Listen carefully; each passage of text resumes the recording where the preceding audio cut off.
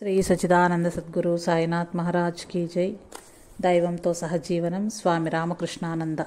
మద్రాసులో రామకృష్ణానంద స్వామి అమెరికా నుంచి 1897వ సంవత్సరం జనవరి నెలలో భారతదేశం తిరిగి వచ్చినప్పుడు వివేకానంద స్వామి శ్రీలంకలోని కొలంబో నగరంలోనూ దక్షిణ భారతదేశంలోని కొన్ని ముఖ్య పట్టణాలలోనూ అక్కడక్కడ ఆగుతూ వచ్చారు.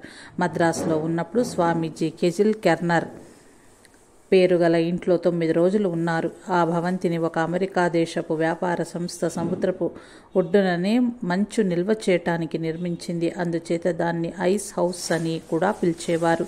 తన ఉపన్యాసాల ద్వారా స్వామీజీ మద్రాసు పౌరులలో చక్కని ఉత్సాహాన్ని రగులుకొల్పారు. ఆయన చేత ప్రభావితులైన మద్రాసు జనుడు మద్రాసులో ఒక మఠాన్ని నెలకొల్పటానికి ఆయన సోదర సన్యాసులలో ఒకరిని మద్రాసు పంపవలసిందిగా స్వామీజీని ఆర్థించారు. అప్పుడు రామకృష్ణానంద స్వామిని మనస్సులో ఉంచుకొని స్వామీజీ మద్రాసు పౌరులతో ఇలా చెప్పారు: మీ దక్షిణ భారతదేశపు ఛాందస బ్రాహ్మణుల కంటే ఇంకా ఎక్కువ ఆచార పరాయణుడుగా ఉండే వ్యక్తిని నేను మీ వద్దకు పంపిస్తాను. పూజా పునస్కారాలు చేయటంలో కానీ, శాస్త్ర జ్ఞానంలో కానీ, దైవ ధ్యానంలో కానీ మరెవ్వరూ ఆయనకు సాటికారు. మద్రాసులోని స్వామీజీ భక్తులు రామకృష్ణానంద స్వామిని సాదరంగా ఆహ్వానించారు. ఐస్ హౌస్ ఉన్న వీధిలోనే ఫ్లోరా కాటేజ్ అనే ఇంటిని ఆ భక్తులు స్వామి కోసం మొదట్లో అద్దెకు తీసుకున్నారు. అయితే కొద్ది కాలానికి ఐస్ హౌస్ యజమాని ప్రఖ్యాత న్యాయవాది అయిన బిళగిరి అయ్యంగారు తన ఐస్ హౌస్లో మొదటి పై అంతస్తును రామకృష్ణానంద స్వామికి వేదాంత ప్రచారం నిమిత్తం ఇస్తానని ముందుకు వచ్చాడు. మొట్టమొదట భగవంతుడు, ఆ తర్వాతే ప్రపంచం అనేది శ్రీరామకృష్ణుల శిష్యులు తమ గురువు నుంచి నేర్చుకున్న ముఖ్యమైన పాఠం. అందుచేత రామకృష్ణానంద స్వామి మున్ముందుగా ఐస్ హౌస్ పై అంతస్తులో పూజా మందిరాన్ని ఏర్పరిచి అందులో తాను కలకత్తా నుంచి వెంట తీసుకువచ్చిన శ్రీరామకృష్ణుల చిత్రపటాన్ని ప్రతిష్ఠించారు. ఇదివరలో తాను గురుదేవులను ఏ విధంగా అర్చించేవారో అదే విధంగా ఆయన తన పూజా కార్యక్రమాన్ని ఆరంభించారు. దానితో పాటు ఉపనిషత్తులు, గీత, భాగవతం వీటి మీద ఆయన తరగతులు కూడా నిర్వహించేవారు. ఒకసారి ఆయన మద్రాసులోని వేర్వేరు ప్రదేశాల్లో వారానికి 11 తరగతులు నిర్వహించారు. ఆ ప్రదేశాలన్నింటికీ వెళ్ళటానికి ఆయనకున్న ఏకైక ప్రయాణ సాధనం ఒక ఇరుకైన అద్దె గుర్రపు బండి. అందులో ప్రయాణం ఎంతమాత్రం సౌకర్యంగా ఉండేది కాదు. కొన్నిసార్లు ఆయన తరగతులు నిర్వహించి ఉపన్యాసాలు ఇచ్చి అలసి సొలసి మఠానికి తిరిగి వచ్చేసరికి రాత్రిపూట తినటానికి ఏమీ ఉండేది కాదు. కర్మణ్యే వాధికారస్థే మా ఫలేషు కదాచన. పనిచేయటానికే నీకు అధికారం ఉంది, కానీ దాని ఫలితం మీద నీకు ఏనాడూ అధికారం లేదు అనే గీత బోధనకు రామకృష్ణానంద స్వామి జీవితం ఒక ఆదర్శంగా నిలిచింది. ఈ సందర్భంగా శంకరానంద స్వామి జ్ఞాపకాలను మనం గమనిద్దాము. ఒకరోజు మధ్యాహ్నం వాన తుంపరలు పడుతున్నాయి. ఆకాశమంతా మేఘావృతమైంది. స్వామి నిర్వహించవలసిన తరగతులకు ఆయనను తీసుకెళ్లటం కోసం ఒక అద్దె గుర్రపు బండి వచ్చింది. స్వామి నిర్వహించవలసిన తరగతులకు ఆయన తీసుకెళ్లడం కోసం ఒక అద్దె గుర్రపు బండి వచ్చింది. ఆ రోజున తనతో కూడా వెంట రావాల్సిందిగా స్వామి ఒక బ్రహ్మచారిని, ఇతడు బహుశా శంకరానంద స్వామియే కావచ్చు, స్వామిని అడిగారు. సామాన్యంగా స్వామి జార్జీ టౌన్ ప్రాంతంలో ఒక తరగతిని నిర్వహించేవారు. గుర్రపు బండి ముందుగా జార్జీ టౌన్ చేరింది. అక్కడ గదిలో ఎవరూ లేరు. ఎవరైనా వస్తారేమోనని స్వామి ఒక పావుగంట సేపు నిరీక్షించారు, కానీ ఎవ్వరూ రాలేదు. అప్పుడు స్వామి తాను ఆ రోజున బోధించవలసిన ఉపనిషత్తు పుస్తకం తెరిచి శ్రద్ధగా చదువుతూ తనకెదురుగా జనం నిండి ఉన్నప్పుడు ఎలా వ్యాఖ్యానించేవారో అదేవిధంగా వ్యాఖ్యానం చేస్తూ 1 గంట సేపు ఉపనిషత్ పాఠం బోధించారు. ఆ తర్వాత పుస్తకాన్ని మూసి కూడా వచ్చిన బ్రహ్మచారితో, మంచిది, ఇక మనం వెళదాం అన్నారు. ఆ బ్రహ్మచారి ఆయన వెనుక నడిచి అంతవరకు తన కోసం వేచి ఉన్న గుర్రపు బండిని చేరాడు.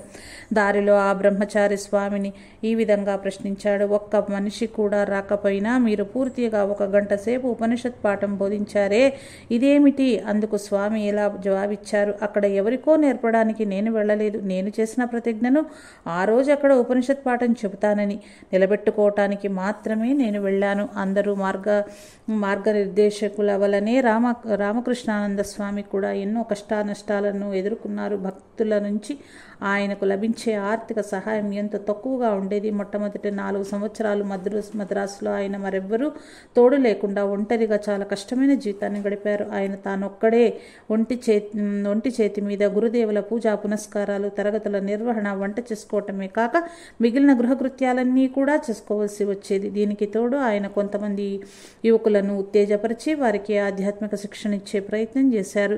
యువకులకు ఆధ్యాత్మిక విద్య ఆవశ్యకత అనే అంశం మీద ప్రారంభోపన్యాసం ఇస్తూ ఆయన ఒక మనిషిని దేవునిగా మార్చడం ద్వారా మతం మానవుణ్ణి దైవం ఈ చెంతకు చేరుస్తుంది. మతం ఒక మహోన్నత రసాయన శాస్త్రము. సంక్లిష్ట రూపంగా ఉన్న మానవుణ్ణి అది పంచభూతాలుగాను, అహంకార నిరహంకారులుగాను, ఆత్మ అనాత్మలుగాను, శరీరం ఆత్మలుగాను విశ్లేషిస్తుంది. మతం మానవుడి హృదయంలో ఉన్న నంతటినీ దహించి నిర్మూలించే ఒక మండుతున్న కొలిమి అన్నారు. తమ ఉపన్యాసాన్ని ముగిస్తూ ఆయన యువకుడిగా ఉన్నప్పుడు మానవుడి హృదయం చాలా ప్రసిద్ధంగా ఉంటుంది. మతం అనే జలం ప్రవేశించి నిల్వ ఉండటానికి అన్ని విధాల అనుకూలమైన జలాశయం ఆ హృదయం. అందుచేత స్వర్గతుల్యమైన మత కార్యాలయంలో స్థానం పొందటానికి ప్రతి యువకుడు అర్హుడే అన్నారు. తన వద్దకు వచ్చే విద్యార్థుల్లో శ్రీరామకృష్ణ బోధనలు వ్యాప్తి చేయటానికి ఆయన ఎంతో కృషి చేశారు. పవిత్రత, వైరాగ్యము ఈ రెండు ఆధ్యాత్మిక జీవితంలో అత్యంత ఆవశ్యకాలని ఆయన వాళ్లకు గుర్తు చేసేవారు. ఎంతో దృఢంగా ఒకే సమయంలో అటు దైవాన్ని ఇటు ధనాన్ని ఆరాధించడం అసాధ్యమని ఆయన ప్రకటించేవారు. ఈ బోధన విన్న కొందరు పట్టణ ప్రముఖులు ఎంతో కలవరపడ్డారు. ఈ చదువే గనుక తమ పిల్లలకు తలకెక్కితే వాళ్ళు సంసార విముఖులై సన్యాసుల్లో కలిసిపోతారని వారు ఆందోళన చెందారు. తన బోధనా విధానాన్ని కనుక ఆయన మార్చుకోకపోతే తాము మఠానికి అందిస్తూ వచ్చిన ఆర్థిక సహాయాన్ని నిలిపివేస్తామని వాళ్ళు రామకృష్ణానంద స్వామిని బెదిరించారు. శ్రీరామకృష్ణులకు నిజమైన శిష్యుడుగా ఆయన సత్యం పట్ల రాజీ పడలేకపోయారు. తన సన్నిహిత భక్తులొకరితో రామకృష్ణానంద స్వామి తన మనస్సులోని మాటని ఈ విధంగా వెల్లడించారు. గురుదేవుల నుంచి నేను నేర్చుకున్న దాన్ని కాకుండా మరొకటి నేను బోధించేదెలా? నేను ఎన్నటికీ అలాంటి పని చెయ్యను. ఈ పెద్దల్ని నేను ఆవగింజనంతనైనా లెక్క చెయ్యను. వాళ్ళ ఇష్టం వచ్చినట్లు వాళ్ళు చేసుకోవచ్చు. ఈ రోజే నన్ను భవనం నుంచి బయటకు నెట్టివేసినా నాకేం పర్వాలేదు. నా విద్యార్థులలో ఎవరో ఒకరి ఇంట్లో ఒక చిన్న గదిలో నేను సర్దుకోగలను. నేను సన్యాసిని. మరుసటి రోజు భోజనం ఎక్కడి నుంచి వస్తుందో నాకు తెలియదు. నిన్ను పట్టించుకోను. ఆ రోజులలో మఠ నిర్వహణ కోసం రామకృష్ణానంద స్వామి అప్పులు చేయవలసి వచ్చింది.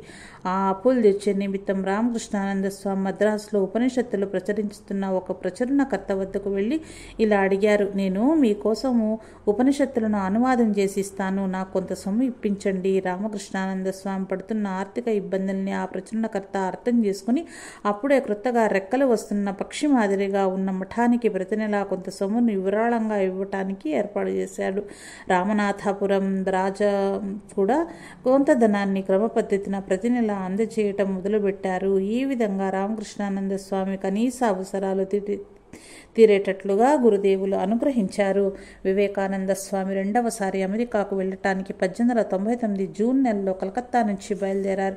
ఆయనతో పాటు తురియానంద స్వామి సోదరి నివేదిత కూడా ప్రయాణమయ్యారు. వాళ్ళు ప్రయాణించే ఓడ మద్రాసు మీదుగా సముద్ర జలాల్లో పయనిస్తుంది. అయితే వాళ్ళు మద్రాసు నగరం ప్రవేశించాలని కోరుకున్న ఆ కోరిక సాధ్యం కాలేదు. కలకత్తాలో ప్లేగు వ్యాధి ప్రబలంగా వ్యాప్తి చెందినందువలన కలకత్తా నుంచి బయలుదేరిన ఓడలోని జనం ఎవరు మార్గమధ్యంలో ఇతర ప్రదేశాల్లో సంచరించరాదని ఆంక్షలు విధించారు. అందువల్ల నౌక మద్రాసును చేరిన అది సముద్ర తీరము నుంచి కొంత దూరం లోపలే ఆగిపోవలసి వచ్చింది. ఒడ్డు నుంచి బాగా దూరంలో ఓడను నిలపటం వల్ల మద్రాసు నగర భక్తులు ఎంతో నిరాశకు లోనైనారు. అయితే స్వామీజీని దర్శించాలనుకున్న స్నేహితులు, భక్తులు చిన్న చిన్న పడవల్లో వెళ్ళి ఆ ఓడను చేరుకుని ఆ పడవలో నుంచే ఓడపై ఉన్న స్వామీజీతో మాట్లాడగలిగారు. కొంతమంది భక్తులతో కలిసి రామకృష్ణానంద స్వామి ఒక చిన్న పడవలో ప్రయాణించి స్వామీజీ ఉన్న ఓడను చేరుకున్నారు. స్వామీజీ కోసం రామకృష్ణానంద స్వామి 30 పౌండ్ల సుమారు 13.5 కిలోల మైదా పిండిని కొని దాంతో కొన్ని ఉప్పు, పిండి వంటకాలను, తీపి కాజాలను స్వయంగా తన చేతులతో తయారు చేశారు. వాటినన్నింటినీ పెద్ద పెద్ద డబ్బాల్లో సిద్ధం చేసి తీసుకొచ్చారు. ఒక ఓడ పైభాగంలో అంచు వద్దని నిల్చుని కొద్దిగా ముందుకు వంగి వివేకానంద స్వామి పడవలోనున్న రామకృష్ణానంద స్వామికి అభినందనలు తెలిపి మాట్లాడారు. రామకృష్ణానంద స్వామి కోసమని స్వామీజీ తన వెంట కలకత్తా నుంచి ఒక పెద్ద సీసా నిండా గంగాజలం తీసుకొచ్చారు. రామకృష్ణానంద స్వామి తాను తెచ్చిన భక్ష్యాలు, పళ్ళు, పువ్వులు, ఇతర కానుకలు అన్నీ గంపలో పెట్టి తాళ్ల సాయంతో ఓడపైకి పంపించారు. ఓడపై నుంచి అదే గంపలో గంగాజలాన్ని కిందకు దింపారు. ఆ పరిస్థితులలో వివేకానంద స్వామి పాదాల వంటి నమస్కారం చేయటానికి ఈసారి రామకృష్ణానంద స్వామికి వీలు కలగలేదు. కనీసం స్వామీజీకి ప్రదక్షిణ చెయ్యాలి అని ఆయన సంకల్పించారు. తనతో పాటు పడవలో వచ్చిన వ్యక్తిని, దయచేసి పడవ నడిపేవాడిని ఓడ చుట్టూ పడవను ఒకసారి త్రిప్పుకు రమ్మని అడగండి. ఆ మహాత్ములు ఇద్దరి, వివేకానంద స్వామి, తుర్యానంద స్వామి పాదాలను అంటి నమస్కరించే భాగ్యం మనకెలాగూ లేదు. కనీసం వారికి ఒక్కసారి ప్రదక్షిణమైనా చేద్దాం అని అడిగారు. అంత పెద్ద ఓడ చుట్టూ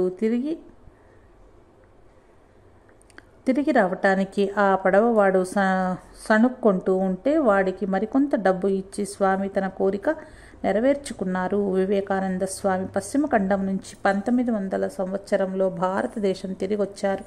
రామకృష్ణానంద స్వామి ఆయన్ను 1901 సంవత్సరం డిసెంబర్లో బేలూరులో కలుసుకున్నారు. ఆలం బజార్ నుంచి 1898 సంవత్సరంలో మఠం బేలూరుకు మారింది. రామకృష్ణానంద స్వామి ఈ కృత్న మఠానికి రావటం ఇదే మొదటిసారి. గంగానది ఒడ్డున మఠానికి ఒక శాశ్వత నివాసం ఏర్పడటం చూసి రామకృష్ణానంద స్వామి ఎంతో మురిసిపోయారు. స్వామీజీని చూడటంతో ఆయనకు మరింత ఆనందం కలిగింది. అప్పుడు స్వామీజీ ఆరోగ్యం అంత బాగాలేదు. మద్రాసులో రామకృష్ణానంద స్వామికి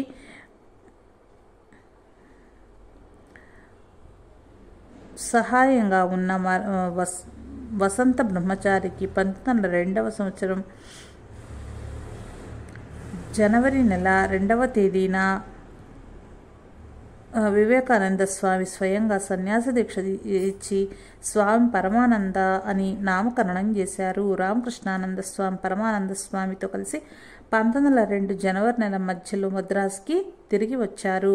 రామకృష్ణానంద స్వామి 1902 సంవత్సరం జూలై 4వ తేదీన రాత్రి ఒక్కసారి బిగ్గరగా దీనబంధు అంటూ సచ్చిదానంద స్వామిని ఎలుగెత్తి పిలిచారు. ఏమైంది అని సచ్చిదానంద స్వామి అడిగారు. తాను కలలో గాంచిన దృశ్యాన్ని రామకృష్ణానంద స్వామి ఇలాగా వివరించారు. స్వామీజీ నా ముందు నిలబడి ఉండటం చూశాను. ఆయన నాతో ఇలా చెప్పారు. శశి, ఇటు చూడు. ఉమ్మిని బయటకు ఊసిన విధంగా నేను ఈ శరీరాన్ని బయట పారివేశాను. అలా అని స్వామీజీ 2-3 సార్లు ఉమ్మి వేశారు. ఈ దృశ్యంలోని అంతరార్థం ఏమిటో అప్పుడు ఆ ఇద్దరు స్వాములకు అర్థం కాలేదు. ఆ రాత్రి వాడిద్దరికీ మరింక నిద్ర పట్టలేదు. వివేకానంద స్వామి విషాద మరణ వార్తను తెలియజేస్తూ ఒక తంతి వార్త ఆ మరణ రామకృష్ణానంద స్వామి చేరింది. తమ ప్రియతమ నాయకుడు మరింక లేడని తెలిసి ఇద్దరు స్వాములు పెద్దగా రోధించారు. స్వామీజీకి నివాళులు అర్పించటానికి మద్రాసులో ఒక సంతాన సభను పెద్ద ఎత్తున ఏర్పాటు చేశారు. స్వామీజీతో రామకృష్ణానంద స్వామికి గల అనుబంధాన్ని శంకరానంద స్వామి ఈ విధంగా జ్ఞాపకం చేసుకున్నారు. 1902-1903 సంవత్సరాల మధ్య ఒక వేసవి నాటి ఉదయం సుమారు 10:30 గంటల సమయంలో రామకృష్ణానంద స్వామి తన తరగతుల నిర్వహణ ముగించి అద్దె గుర్రపు బండిలో నానా అవస్థలు పడుతూ ప్రయాణించి అప్పుడే మఠానికి తిరిగి వచ్చారు. తన గదిలోకి వెళ్ళి దుస్తులు విప్పి మంచం అంచునే కూర్చొని విసనకరతో విసురుకోవడం మొదలుపెట్టారు. వేసవి ఉడుకును తట్టుకోలేక స్వామి ఈ విధంగా ఆపసోపాలు పట్టం చూసి ఒక బ్రహ్మచారి ఆయన వెనుకనే నిలబడి విసనకరతో విసనసాగాడు. 1-2 నిమిషాలు కాగానే స్వామి తన చేతిలోని విసనకర్రను దూరంగా విసిరి పారివేశారు. పిడికిళ్ళు బిగించి చేతులు 2 ముందుకొక్కు చాస్తూ ఎవరో ప్రత్యర్థి మీద కలియబడుతున్నట్లు ఆగుపించారు. అప్పుడు ఆయన ఇలా మాట్లాడసాగారు. నీ గురించే నేను ఇంతగా కష్టాలు పడుతున్నాను చూడు. నేను ఎంత బాధను అనుభవిస్తున్నానో తెలుసా? ఆ మరుక్షణమే ఆయన నేలపై సాష్టాంగపడి చేతులు రెండు ముందుకు చాచి అరచేతులు రెండు జోడించి తన ముఖం నేలకు వేసి రుద్దుకుంటూ, లేదు సోదరా, లేదు, నన్ను క్షమించు, నన్ను మన్నించు, నువ్వు చేసింది అంతా సక్రమమే, అదంతా సరిగ్గానే ఉంది, అదంతా మంచిదే అన్నారు. అదంతా మంచిదే అన్నారు. నీళ్లు నిండిన కళ్ళతో ఆయన లేచి నిలబడ్డారు. ఆయన ముఖం అంతా ఒక విధమైన దివ్యానందంతో వెళ్ళి విరిసింది. తన దైవీ దృక్కులను చుట్టూ ప్రసరింపజేసి కొంతసేపటికి ప్రశాంతంగా కూర్చున్నారు. శ్రీరామకృష్ణులు తీర్చిదిద్దిన విధంగా సన్యాస ధర్మానికి అనుగుణంగా మద్రాసులో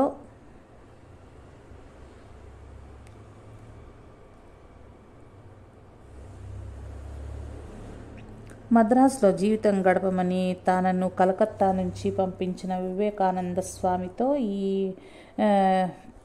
ఈ పై తగువు అంతా విశుద్ధానంద స్వామి తన స్మృతులలో ఈ విధంగా వ్రాశారు.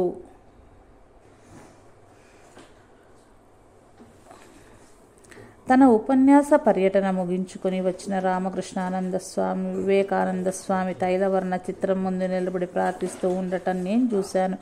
ఆ పటం ముందు తల వంచి నిలబడి రామకృష్ణానంద స్వామి మనపూర్వకంగా చేసిన ప్రార్థనను నాకు ఈ విధంగా వినిపించాయి. ఓ నా ప్రియ సోదరా, నువ్వు వాస్తవానికి శ్రీరామకృష్ణ అధీకృత ప్రతినిధివి. గురుదేవుల దివ్య సందేశాన్ని ఈ ప్రాంతాలలో ప్రచారం చేయటానికి నువ్వే నన్నిక్కడకు పంపావు. నేను నీ ఆజ్ఞలనే నిర్వహిస్తున్నాను. ఏ విధమైన గర్వము, అహంకారము నాలో తలెత్తకుండా, పేరు ప్రఖ్యాతుల పట్ల వ్యామోహం నా మనస్సును కలవరపరచకుండా చూడమని నేను నిన్ను వేడుకొంచున్నాను. నువ్వు నా మీద మోపిన బరువు బాధ్యతలన్నీ నిజానికి నీవే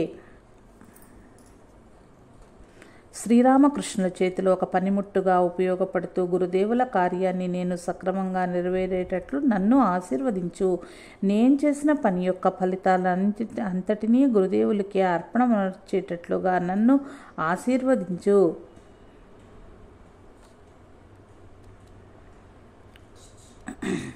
నన్ను ఎల్లప్పుడూ సక్రమమైన మార్గములో నువ్వే నడిపించాలి. ఆత్మ సమర్పణానికి, దైవం పట్ల, స్వామీజీ నిర్దేశించిన కార్యాల పట్ల అంకిత భావానికి స్వామి జీవితం ఎంతటి అద్భుతమైన ఉదాహరణ. గురుపుత్రులను కూడా గురువు మాదిరిగానే పూజించాలి అని ఆర్యోక్తి. తన సోదర శిష్యుల పట్ల రామకృష్ణానంద స్వామికి చెప్పలేనంత ప్రేమ, గౌరవాలున్నాయి. ఒక్క విధంగా ఆయన తన సోదర శిష్యులను ఆరాధించారని చెప్పవచ్చు. ఒకసారి స్వామి దక్షిణ భారతదేశంలోని ఎర్నాకులం నగరం వెళ్ళినప్పుడు ఆయన అక్కడ ప్రఖ్యాత న్యాయవాది దొరైస్వామి అయ్యర్ ఇంట్లో బస చేశారు. దొరైస్వామి అయ్యర్ ఇంట్లోకి అడుగు పెడుతూనే రామకృష్ణానంద స్వామి దొరైస్వామి అయ్యర్ను తన పరివ్రాజక యాత్రలో వివేకానంద స్వామి మీ ఇంట్లో కొంతకాలం బస చేశారని విన్నాను. అందుచేత మీ ఇల్లు నాకు ఒక పుణ్యక్షేత్రము. నేను ముందుగా ఆయన అడుగుపెట్టిన స్థలాన్ని లేదా ఆయన నివాసం ఉన్న గదిని చూడాలని అనుకుంటున్నాను అని అడిగారు. అందుకు జవాబుగా దొరైస్వామి అయ్యర్, స్వామి, మనం ఇప్పుడు సరిగ్గా ఎక్కడ నిలబడి ఉన్నామో ఖచ్చితంగా అదే ప్రదేశంలో స్వామీజీ ఈ ఇంటికి మొట్టమొదట వచ్చినప్పుడు కూర్చున్నారు అని చెప్పాడు. అది వినగానే రామకృష్ణానంద స్వామి అక్కడే నేల మీద పడి పొర్లుతూ ఆ ప్రదేశాన్ని ముద్దు పెట్టుకున్నారు.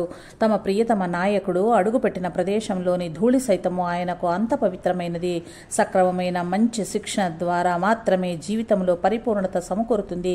1897 సంవత్సరం నుంచి 1910 సంవత్సరం వరకు గల మధ్యకాలంలో రామకృష్ణానంద స్వామితో కలిసి గడిపిన అనేక మంది సన్యాసులు ఆయన ఖచ్చితమైన క్రమశిక్షణను పాటించే వ్యక్తి అని, కార్యనిర్వహణ దక్షకుడని, సక్రమంగా తన క్రింది వారు పనిచేసేటట్లు చూడటంలో రాజీ పడని వ్యక్తి అని, ఏకగ్రీవ ఏకగ్రీవంగా అంగీకరించేవారు.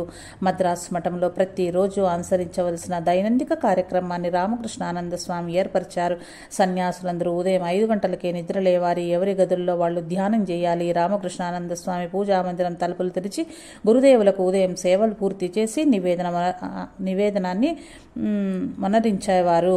ఆ తర్వాత తన గదికి తిరిగి వచ్చి చండీ, దుర్గా సప్తపతి, గీత, విష్ణు సహస్రనామ పారాయణం చేసేవారు. ఆ తర్వాత అరగంటకు ఒక సన్యాసి వెళ్లి పూజామందిరంలోని నైవేద్య పళ్ళాన్ని వెలువలకు తెచ్చేవాడు. మరొక సన్యాసి పూజామందిరాన్ని శుభ్రం చేసేవాడు. పూజా సామాగ్రిని శుభ్రంగా తోమి కడిగేవాడు. ఇంకొక స్వామి వెళ్లి ఉపాహారం సిద్ధం చేసేవాడు. రామకృష్ణానంద స్వామి మరికొంతమంది సన్యాసులు తమ ఉపాహారం పూర్తి అయిన తర్వాత కూరలు తరగటం మొదలుపెట్టేవాళ్ళు.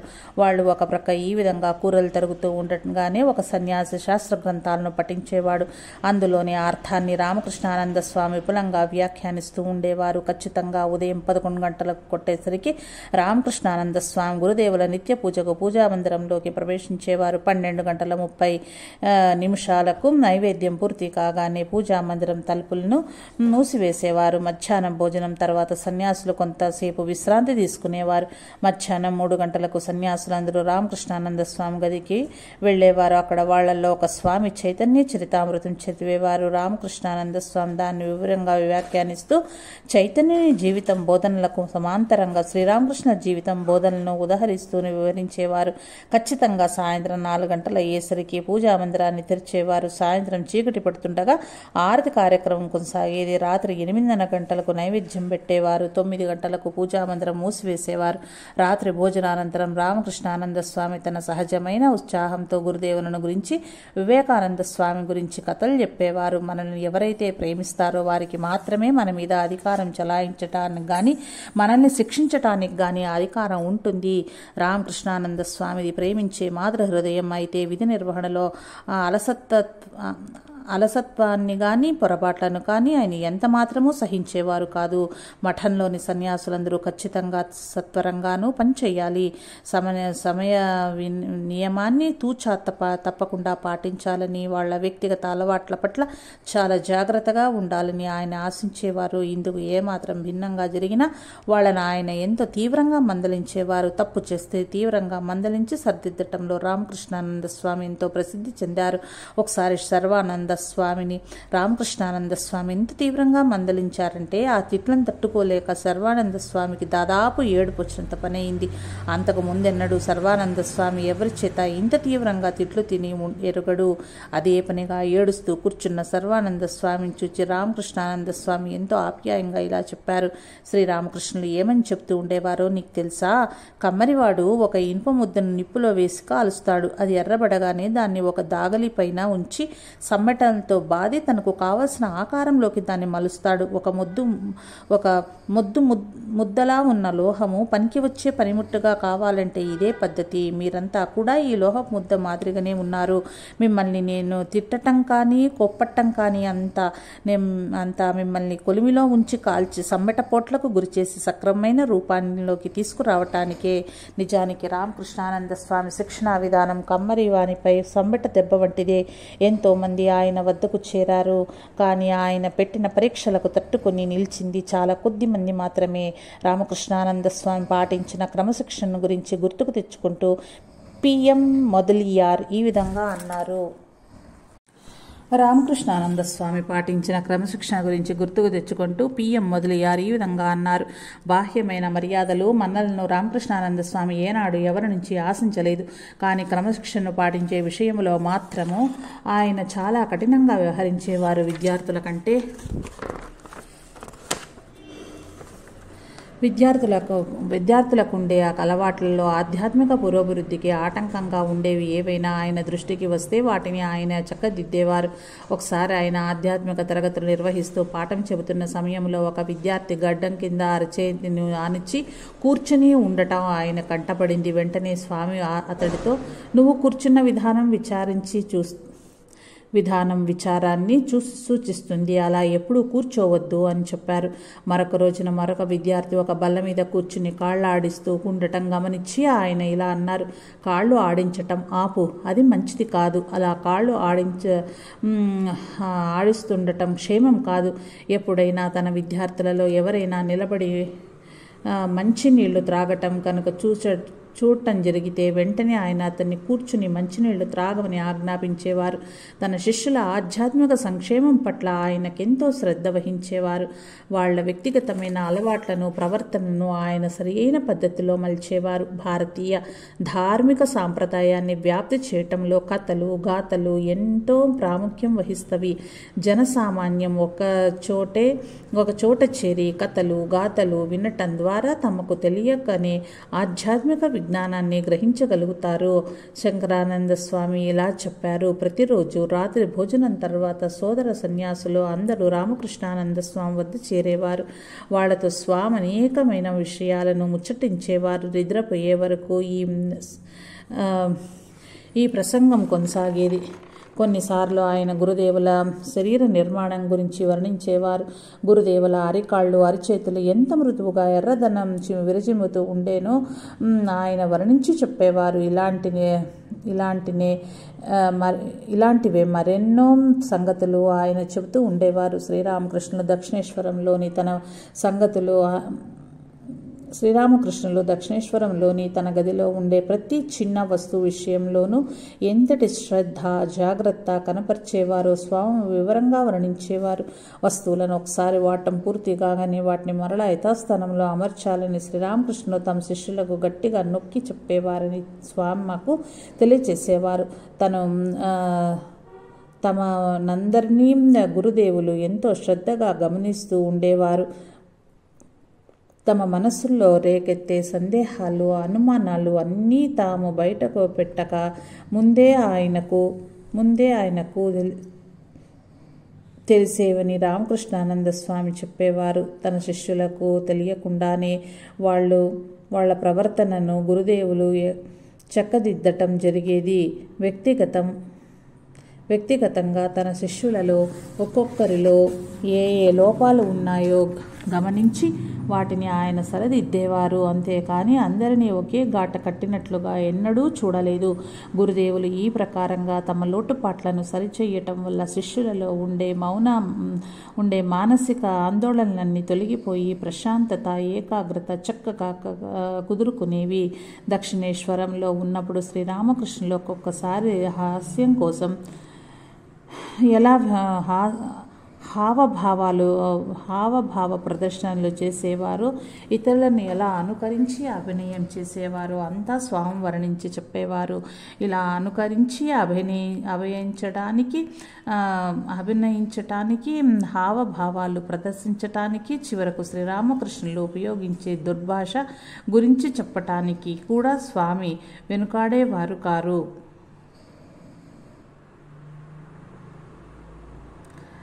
బిళగిరి అయ్యంగారు 1906 సంవత్సరంలో మరణించిన తర్వాత కేజిర్ కెర్నన్ భవంతి వేలానికి వచ్చింది. రామకృష్ణానంద స్వామి కోసమని ఆ భవంతిని కొనివ్వాలని ఒక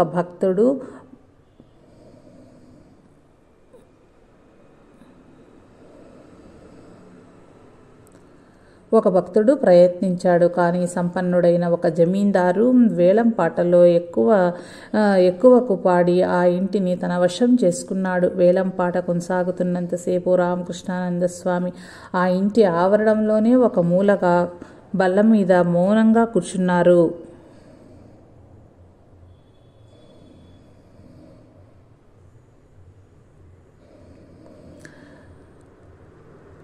మధ్యలో ఒక భక్తుడు వచ్చి వేలంపాట ఎంతవరకు పెరిగిందో స్వామికి తెలియచేసేవాడు. రామకృష్ణానంద స్వామి ఆ భక్తుడితో ఎంతో ప్రశాంతంగా ఇలా చెప్పారు. దీనిని గురించి నువ్వు ఆందోళన చెందుతున్నావెందుకు? ఎవరు కొంటారో, ఎవరు అమ్ముతారో మనకేలా? నా అవసరాలు చాలా స్వల్పము. శ్రీరామకృష్ణ కోసం ఒక చిన్న గది లభిస్తే చాలు. నేను ఎక్కడైనా సర్దుకోగలను. గురుదేవులను గురించి మాట్లాడుతూ నా కాలాన్ని నేను గడపగలను. వేలంపాట పూర్తి కాగానే ఊహించిన విధంగానే ఆ భవంతి మరొకరి ఆధీనంలోకి వెళ్ళిపోయింది. దానితో స్వామి ఆ ప్రధాన భవనం నుంచి బయటకు రావలసి వచ్చింది. అయితే తాత్కాలికంగా అదే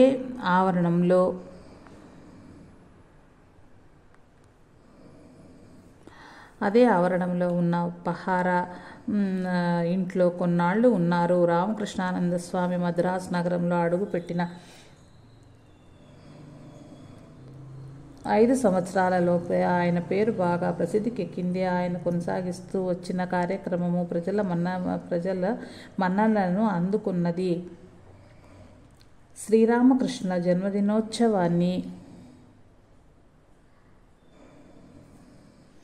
పెద్ద ఎత్తున నిర్వహించటం స్వామి 1898 నుంచి మొదలుపెట్టారు. స్థానికులు చాలామంది ఈ ఉత్సవంలో పాల్గొనేవారు. ఎట్లాగైనా సరే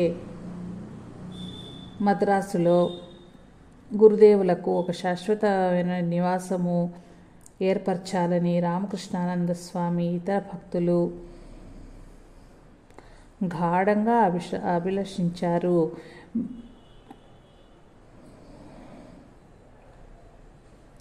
వారందరూ 1902వ సంవత్సరంలో భవన నిధి కోసం 4,100 రూపాయలు పోగు చేశారు. రామకృష్ణానంద స్వామి శిష్యులొకరు 1906వ సంవత్సరంలో మైలాపూర్ ప్రాంతంలోని బ్రాటిస్ రోడ్లో కొత్త స్థలాన్ని విరాళమిచ్చారు.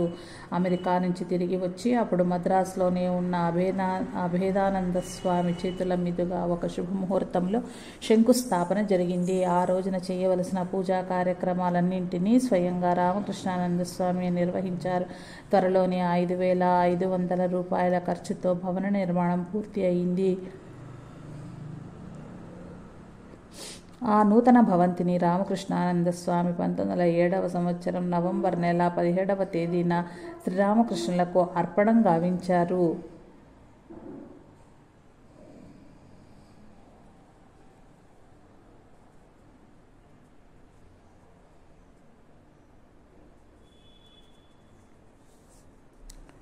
మద్రాస్ నగరంలో రామకృష్ణులకు ఒక స్థిర నివాసం ఏర్పడటం చూసి రామకృష్ణానంద స్వామి ఒక పసిపిల్లవాడిలాగా ఉప్పొంగిపోయారు.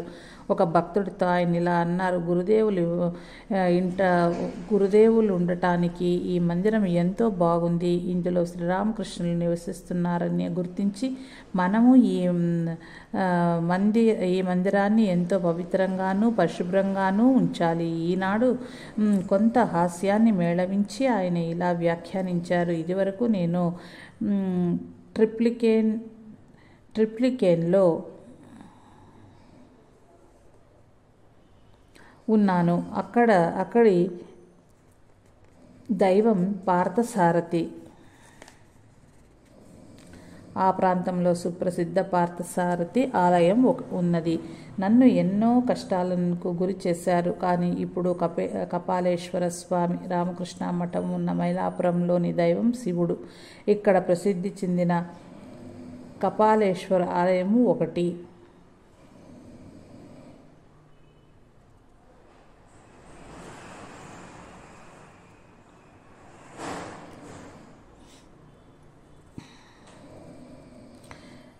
కానీ ఇప్పుడు కపాలేశ్వర స్వామి రామకృష్ణ మఠం ఉన్న మైలాపురంలోని దైవం శివుడు. ఇక్కడ ప్రసిద్ధి చెందిన కపాలేశ్వర ఆలయం ఉంది. నన్ను తన చెంతకు లాక్కొని వచ్చాడు. తన పేరు సూచిస్తున్నట్లుగానే ఈయన భిక్షువులకు దైవం. అందుచేత ఇక నుంచి ఈయన నన్ను తప్పక రక్షిస్తాడు.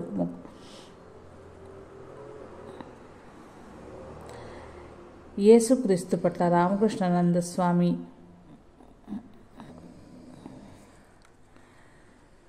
యేసుక్రీస్తు పట్ల రామకృష్ణానంద స్వామికున్న ప్రేమను పిఎం మొదలియార్ ఇలా జ్ఞాపకం చేసుకున్నాడు. ఆయన పూర్తిగా సనాతన ఆచారపరాయణుడు అయినప్పటికీ ఎంతో సహనశీలి. ఒకనాడు ఆయన శిష్యుడొకడు విందు భోజనానికి పిలువగా స్వామి సైదాపేటకు వెళ్ళారు. పరమానంద స్వామి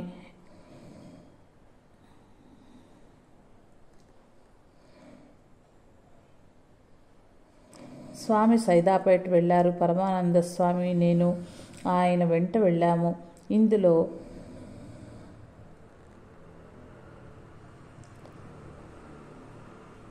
విందు భోజనం అయిన తరువాత సాయంత్రం పూట మేము సైదాపేటకు దగ్గరలోనే ఉన్న సెయింట్ థామస్ పర్వతం సెయింట్ థామస్ మౌంటైన్ వద్దకు వెళ్ళాము. ఆ పర్వతాన్ని ఎక్కి శిఖరం చేరేసరికి అక్కడ మాకొక చర్చి కనిపించింది. చర్చి లోపలికి ప్రవేశించి చూడాలని స్వామి కోరటంతో ఆ చర్చి మత గురువు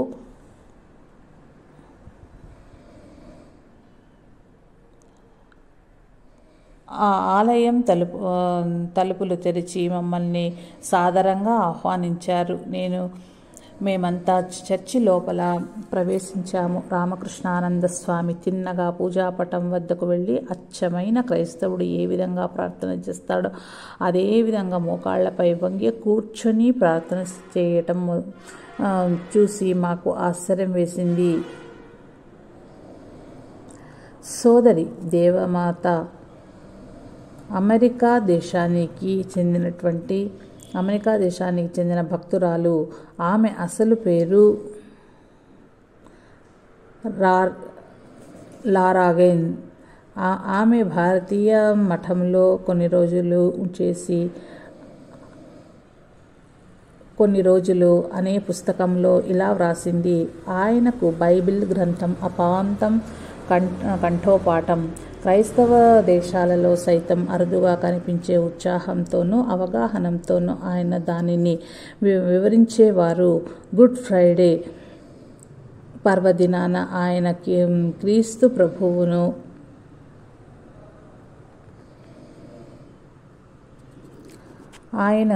ప్రభువు సిలువ వేయటం గురించి అద్భుతంగా ప్రసంగించారు. ఆనాడు ఆయన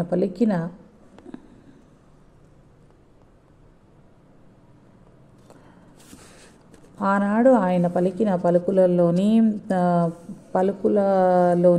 సజీవ సత్యాలు విని నా ఒళ్ళంతా జలధరించింది.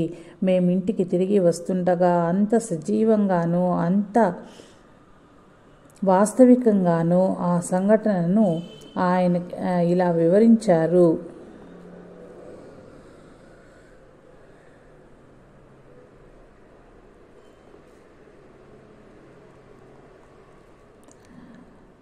ఆయన కొంతసేపు మౌనంగా ఉండిపోయారు. తర్వాత ప్రజలంతా సరళంగా ఇలా అన్నారు: శారదానంద స్వామి, నేను ఇద్దరము మా ఒకానొక పూర్వ జన్మలో క్రీస్తు ప్రభువుకు శిష్యునిగా గురుదేవులు చెబుతూ ఉండేవారు. జై సాయి మాస్టర్.